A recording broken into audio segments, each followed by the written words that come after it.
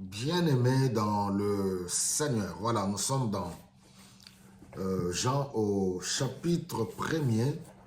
Nous prenons le verset 29 jusqu'au verset 34. Jésus-Christ, l'agneau de Dieu qui ôte le péché du monde. Voilà, Jean, on nous dit que le lendemain, Jean vit Jésus venir à lui.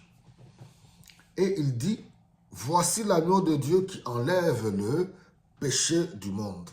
Et cela est tellement important, une fois de plus, pour rappeler ici que nous, que ce soit Jean, et nous tous aujourd'hui, notre mission, c'est de présenter Jésus-Christ. C'est lui l'essentiel. C'est Jésus-Christ qui est venu se sacrifier pour l'humanité, pour le salut de quiconque croit. Jean dit, voilà, c'est de lui que j'ai parlé quand je dis, un homme vient après moi, mais il est plus important que moi, car il existait déjà avant moi. Donc, de Genèse à Apocalypse, de Abraham jusqu'à Jean, en île de Patmos, en Apocalypse, donc nous ne sommes que de simples instruments entre les mains de Dieu pour le salut de ceux qui nous écoutent.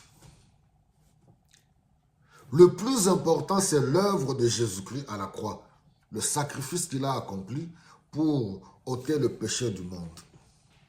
Et Jean fait référence effectivement à l'Ancien Testament, comme on le voit dans Exode au chapitre 12.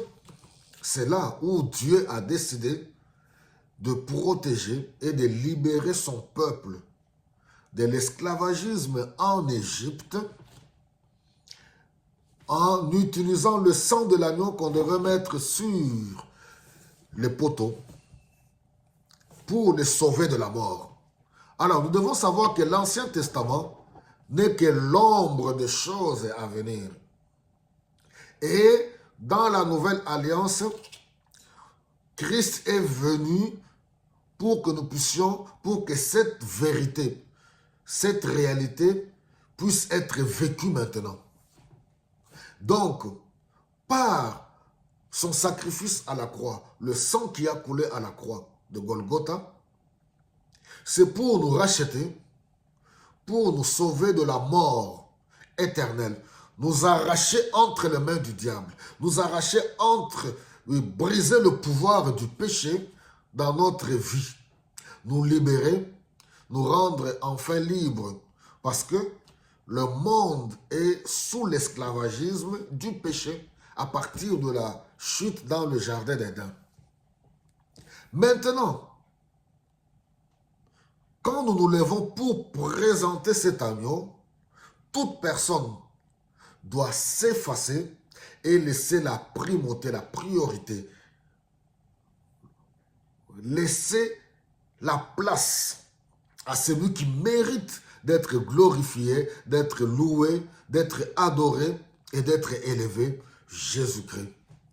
Maintenant, comme je l'ai dit, toute personne qui vient au nom de Jésus-Christ pour présenter Jésus-Christ et qu'on bâtit toute une doctrine autour de la personne pour commencer à vouloir adorer ou comparer la personne ou l'approcher de Jésus-Christ ou passer par cette personne pour arriver à Jésus-Christ, il y a un souci, c'est de l'idolâtrie, c'est l'égarement et l'erreur. Voilà, que le Saint-Esprit nous aide à comprendre ces choses. Jean-Baptiste est le dernier prophète de l'Ancien Testament, un grand. Il a même dit que je ne suis même pas digne de délier, lui, ses souliers, ses sandales, parce qu'il est plus grand que moi, il est plus important que moi. C'est lui qui m'a envoyé, m'a tout simplement dit que si tu vois l'Esprit descendre sur lui, voilà, c'est celui-là. C'est celui-là. Tu verras l'Esprit descendre sur lui et l'Esprit est descendu sous une forme de colombe.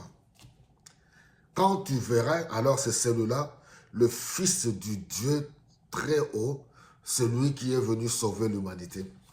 Que le Saint-Esprit nous aide encore. Je ne sais de le dire. Il est plus que temps de revenir aux fondamentaux, de revenir à l'essentiel qui conduit au salut.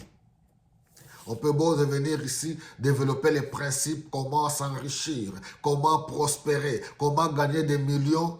Les cieux et la terre passeront, toutes ces choses passeront, mais celui qui fait la volonté de Dieu demeure pour toujours.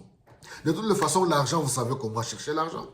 Est-ce qu'on doit commencer à venir vous dire, voilà comment prospérer, comment, voilà, chercher l'argent. Allez travailler, menez une vie correcte et Dieu vous bénira. La foi en Jésus-Christ, c'est ça l'essentiel. Soyez tous bénis au nom de Jésus-Christ.